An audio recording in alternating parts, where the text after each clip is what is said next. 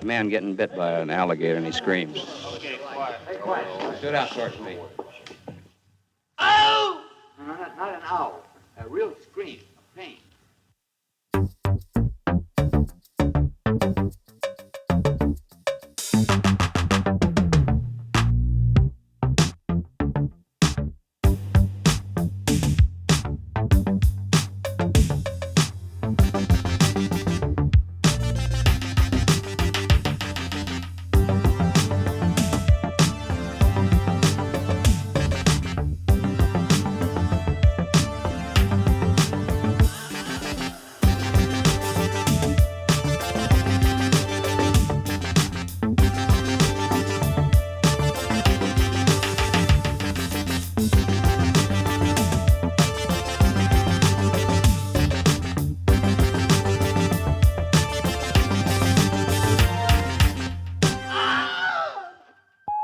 Hey there, Screamers.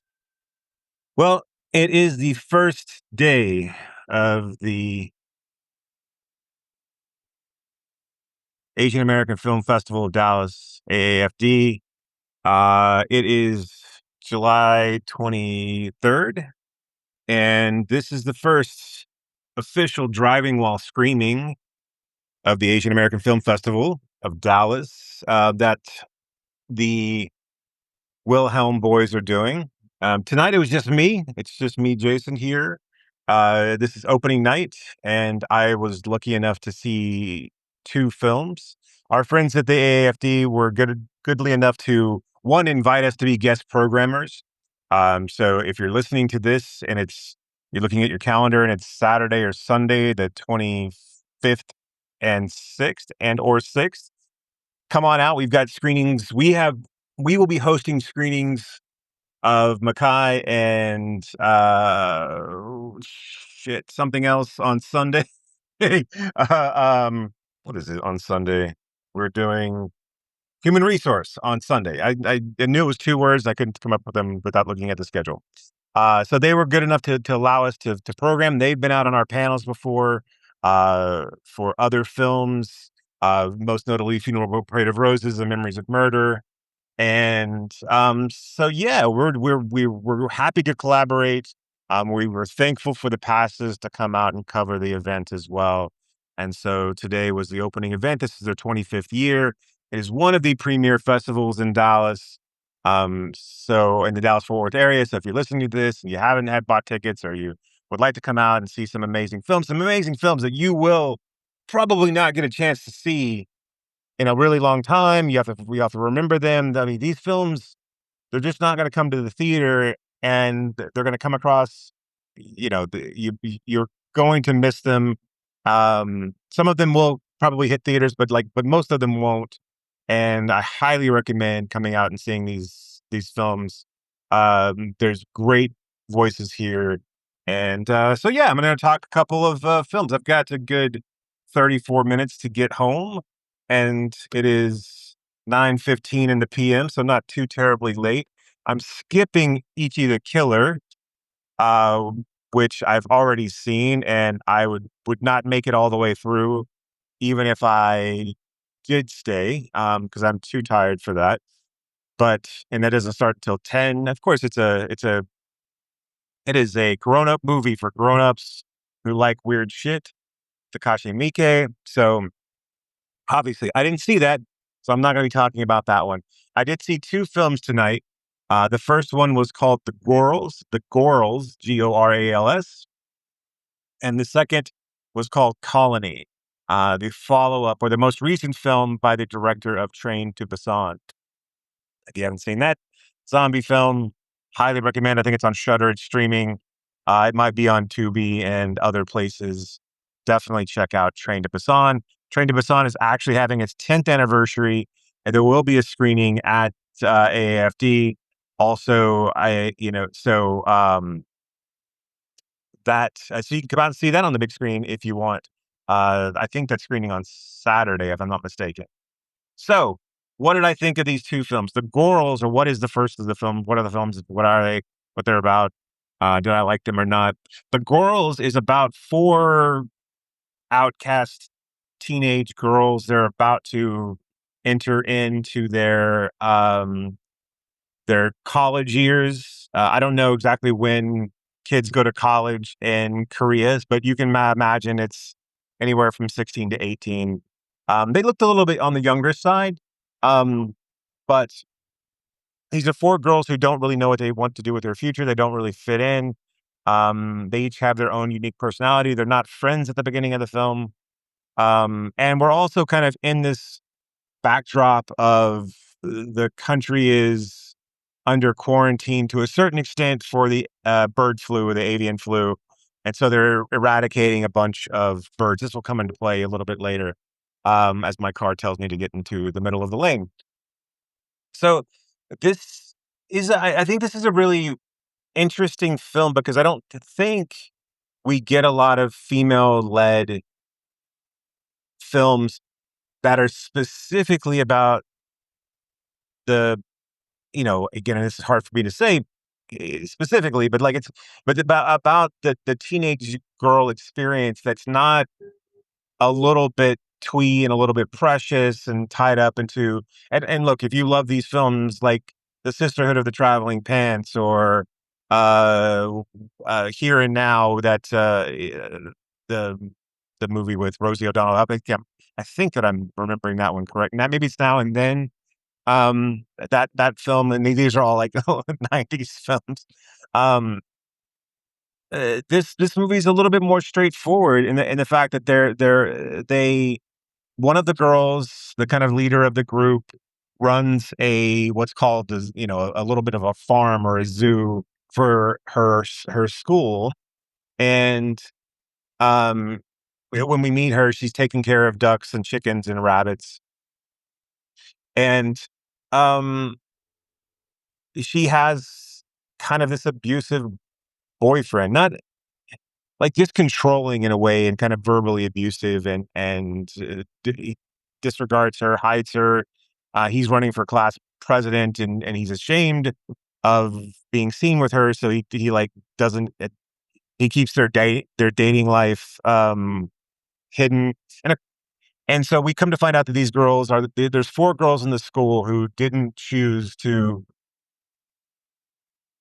apply to colleges.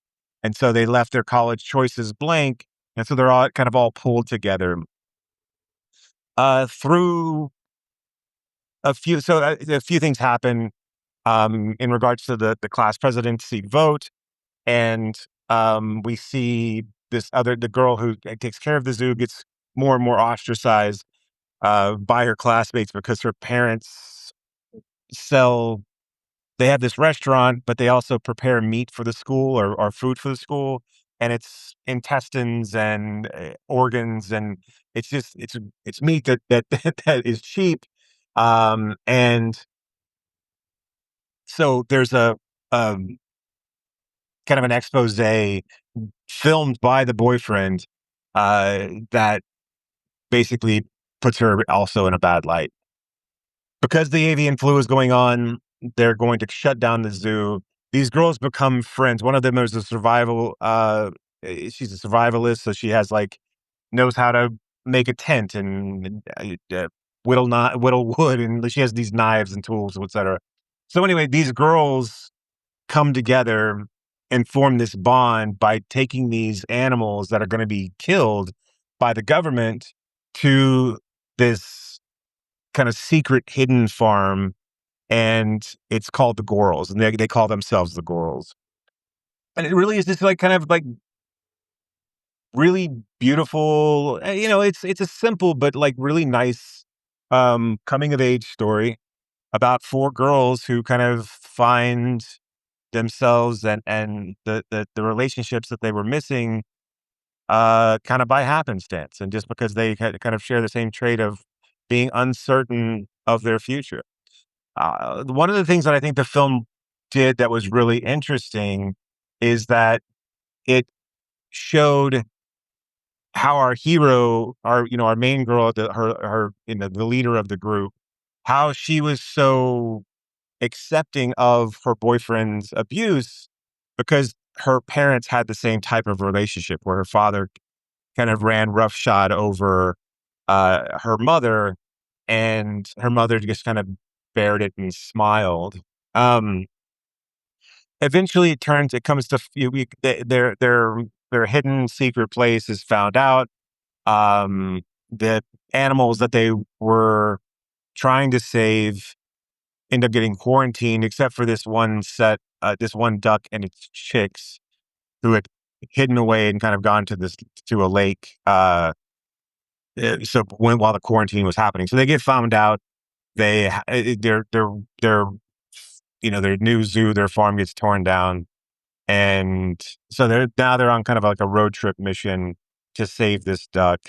And really, and the metaphorically speaking, save their friendship, because they start to like as colleges start to choose them, they're starting to see that their friendship is going to be fractured a little bit. So, but I mean, and so it's not a perfect film by any means. But if I had a young daughter or a daughter at all, I think it would be an interesting watch with them. I think again, I don't think they get a lot of media that is female centric. And again, there's the abuse and the quarantining of the animals is a little much. I will say this: the quarantining of the animals is a little is kind of hard to watch on screen.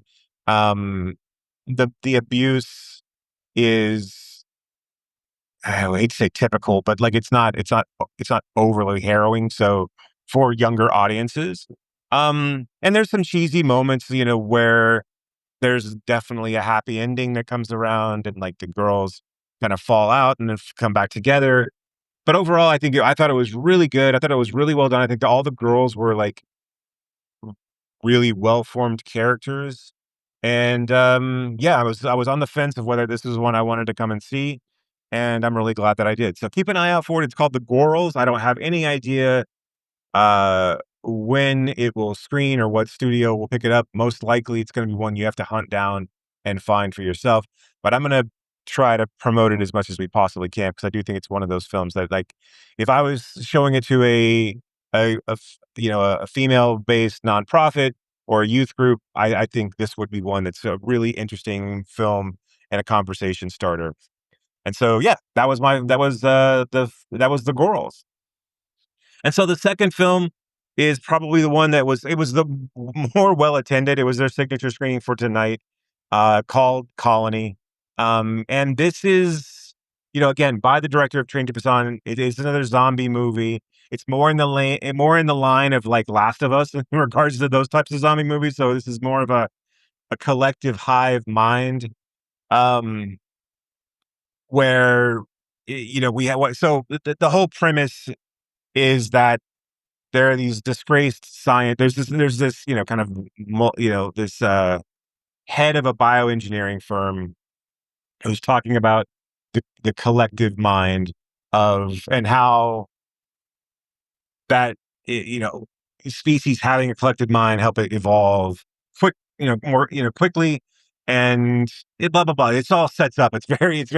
All of this is very on the nose in regards to like what the film shows you over and over again. The film does not trust its audience at all. Um, so there is a disgraced scientist who his father had committed suicide because he was caught up in a fraud scandal that may or may not have been his fault. And he works for this biotech firm, but he had been fired, and he's created this hive mind fungus, uh, that he's been experimenting on with monkeys. And he, at the beginning of the film, basically states that he's the only antidote to this virus, and he's going to infect the CEO of the biotech company because he's fired him, and basically show it's like a terrorist act. He's gonna show the world what he could possibly do. We get a lot of like exposition about other hive mind entities like ants that communicate via pheromones, and a lot of like talk about funguses and how they can uh communicate, quote unquote, communicate via like the slime. And so the one thing that I guess the film, it's a fun movie. It goes on a little too long. it's a fun movie, but it has the same kind of pacing that Train to Busan has. It does a little bit of exposition dump. Someone gets bitten, and then you got a bunch of like jittery zombies that flip over and start to run at you and start to attack you. Um, it's a little sillier because they have these moments where they communicate with one another and they all stop and they kind of jerkily put their mouths up to the sky, and then they start to do things again. There's some really cool sequences in regards to like the how the zombies do evolve over time in the film, but it's really nothing we haven't seen before, and the scale seems smaller than Busan. So like you're stuck. It really kind of feels like Dawn of the Dead of the Trade of Busan because we're stuck in a mall. Well, for the most part, we're stuck in this mall, and these people are trying to get out. It's kind of like Dawn of the Dead meets Die Hard meets, not Train to Busan. I mean, it's like, just because it's not, and I talk about Dawn of the Dead, 1978 Dawn of the Dead. Um, the, but the problem with the film is that it just doesn't trust that like the audience has paid attention to any of the things that it actually says out loud. So in order to make sure it drives its point home, it will repeat things that it just said like 5 minutes ago, again, when something else happens on the screen to make sure that, hey, did you see that? Did you see what we said? We said if you kill monkey number one, all the other ones start to, all the other ones, stop your movement. And so there's a lot of red herrings. There's a lot of misdirections in regards to like what's going to save them. Um, a lot of the characters like that you want to like really kind of invest time in, and like the people who could be villains in a sequence of people traversing a enclosed space to stop a zombie attack or to save themselves from a zombie attack. A lot of those aren't really well developed. And this is not even a matter of like it being a Korean film. Although I did have someone that was sitting close to me that said that the film in Korean is actually the dialogue's a lot smarter than what they said the translations weren't all that great. I'll have to take his word on that. But there's a lot of like half baked characters. Um, or not, not baked at all. There's some like really there would have been some really good like heels in this film, and but you just don't get to spend any time with them. And it's weird because the film kind of sets them all up at the beginning, but you don't really they don't really ever evolve their own selves. And given the film's length, you would have time to do that. The problem the film also has is that it bounces in and out of like it bounces outside of the mall a lot of times. So you're focusing on like kind of rescue efforts and how, but and like this idea that the public is aware of the terrorist act, and so they're concerned about the people who are infected, and that that their family members are infected. So and that there absolutely is an an antidote, and and that so they could possibly get saved. But all that seems like really odd in this film. Like you don't really need any of that because it just really distracts from the immediacy of the zombie attack.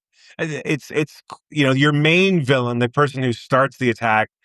It you come to find out, spoiler alert, that he can talk to all the other zombies, that he's part of this as well. So yes, he's the antidote, but he's also patient zero in this sense. And so there's some cool moments about like what he knows and what he doesn't know and how he finds out this information and him controlling other pieces of the like the zombie horde.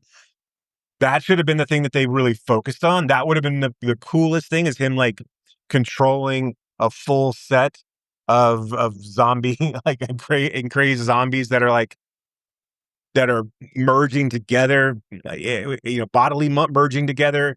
Um, there's some interesting and like some really like spooky visuals, but like after you've seen Train to Busan, and again, it's hard. That's not necessarily fair because like I mean that movie is so impressive, but going back to the well in this case, you're not really like a lot of the shock jumps that you get, like a lot of the kind of jump scares of like, oh, you see those coming from a mile away. So you're not ever surprised, at least I wasn't ever surprised by a zombie coming from off screen to tackle somebody, or um that is just there's a million different jump scares. You were like, oh well, I saw all of those I was expecting to have happen. And then there wasn't really enough like creepy focus on on some of the cooler like sequences in regards to like there's one moment where a zombie kind of like pokes its head under a car. And it's like hanging on the body of another zombie. That was pretty cool, but it looks cooler in the trailer than it does in the actual movie. Also the zombie makeup and like the overall look and feel. It's just a bunch of like basically people who are in business casual that are covered in goo and blood, and they all kind of have the same goo covered faces. I don't know. There's something kind of lost in the masses of these zombies, and it also just feels like a lot of times you're on the set of Thriller. It I don't know. Like it just feels like you already did Train to Busan. I don't know why you would go back to try to go back, to try to top it. Um, we bounce around to way too many people who have their hand in trying to solve the zombie right, to course correct and save people. The film ends outside of the mall with our main protagonist heroine. Good lord, I can't talk tonight. Our main protagonist heroine, uh, hunting down our main villain in a car and trying to kill him. Um, and there's this whole like weird message about how if you go against the hive mind, you'll be hated, and can you handle that? Which I mean, I guess, yeah, but for a movie like Train to Busan, you don't need a message film. Um, and so it's weird that that's kind of inserted in there as well. So overall, I mean, like I had a good time with it. Like I said, I would have liked for it to be about 15 minutes shorter. I would have liked to have kind of been a lot more exciting. There's way too many moments of like people standing around, typing on phones, or typing into computers, or looking at screens, trying to figure out what's going on. And so, where you had to, and again, in Train to Busan, and maybe I'm misremembering, but like in Train to Busan, you just had people running and and dying and trying to, they were breaking through windows. And like I said, like even if you take, even the Zack Snyder remake of Dawn of the Dead, all of those characters in the quiet times we built on those characters. We knew that the dad from Modern Family was an asshole, and we knew who every single one of those people were.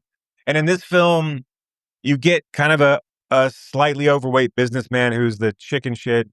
You get an older man who is a former track star, but like there's nothing that informs their characters or how they're going to behave, and like you don't really like any of the emotional gravity of like you put those characters into a movie like this because you want to care about them when they die, right? You want to care about you want to have an emotional connection to them, or you want to so you mourn their deaths when they die on screen, or you're excited about them dying on screen because they've had that coming the entire time. And this film doesn't do any of that. It doesn't have any of that sense of satisfaction on either side where I actually give a shit, even to the point of like I don't care about the main villain, and I didn't care about the main heroine, and the person who helps her out comes in so late into the film that I didn't care about her either.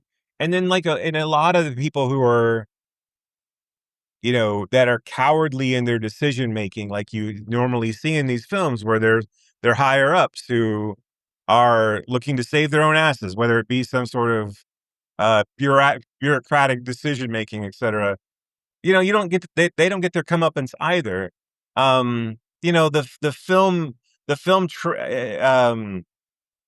basically tells you how it's going to end pretty early on, in regards to the ant mill. They describe what an ant mill is. Someone Googles ant mill. So it's this idea of like the ants get confused. They they go around in a circle, kind of like a whirlpool, until they exhaust themselves, and then they all die, or they revert back to and in this case, the zombies revert back to the original state. And so someone like there's the scientist who's our heroine who's like knows all these things, like because she was actually involved to a certain extent with these companies and with these scientists. Um, and so she's talking about how she's the one who does all the exposition to tell us what we should expect in the behavior of the zombies coming up in this film that we're watching. And she talks about the ant mill and how like ants will get confused, and that maybe is a way to like combat them. And then, and then somebody on their phone in the film Google's ant mill just so we can watch it, so that when it comes up again, we'll know what's happening. Um, and again, it doesn't really matter because the film's going to over explain it like 15 different times. So yeah, that were the two films that I saw. Like I said, I mean, was did I hate Colony? No. Did people that went enjoy it?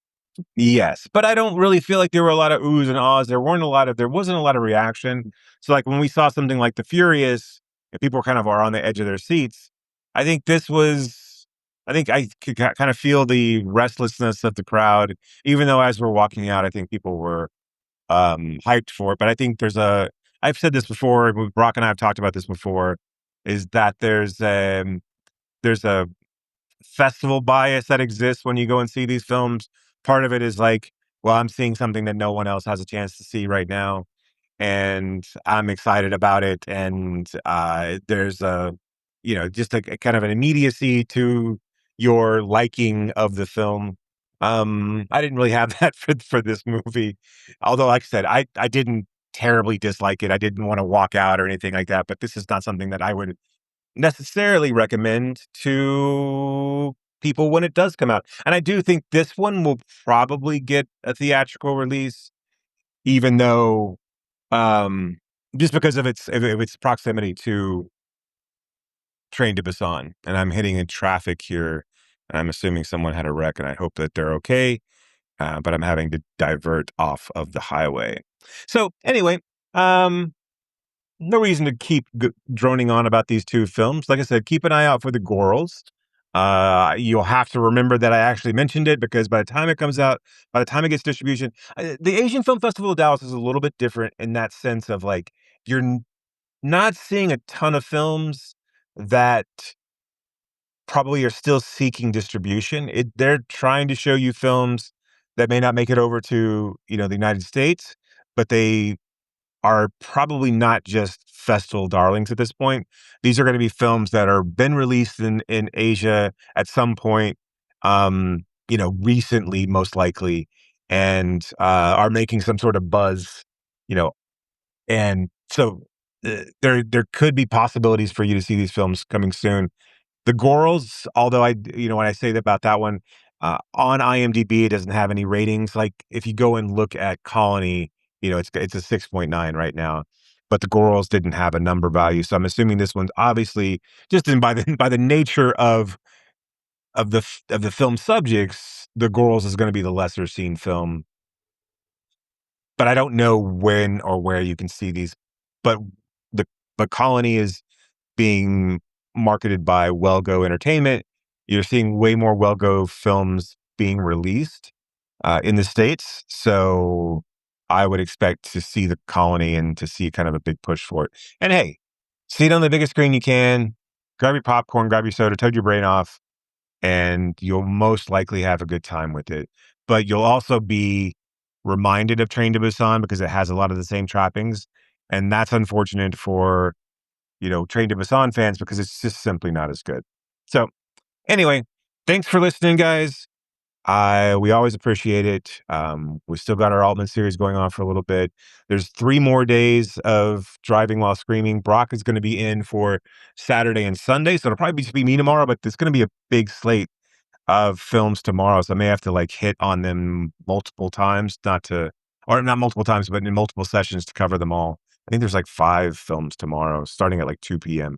and then a full day Saturday and Sunday. So we'll most likely do Driving While Screaming, but we'll be in separate cars for both of those. So it'll be another Riverside session uh, with 2 phones rather than us being together. But another 3 days of this. And hopefully, if you listen to this and come out, make sure if you see us to say hello. And yeah, other than that, keep streaming.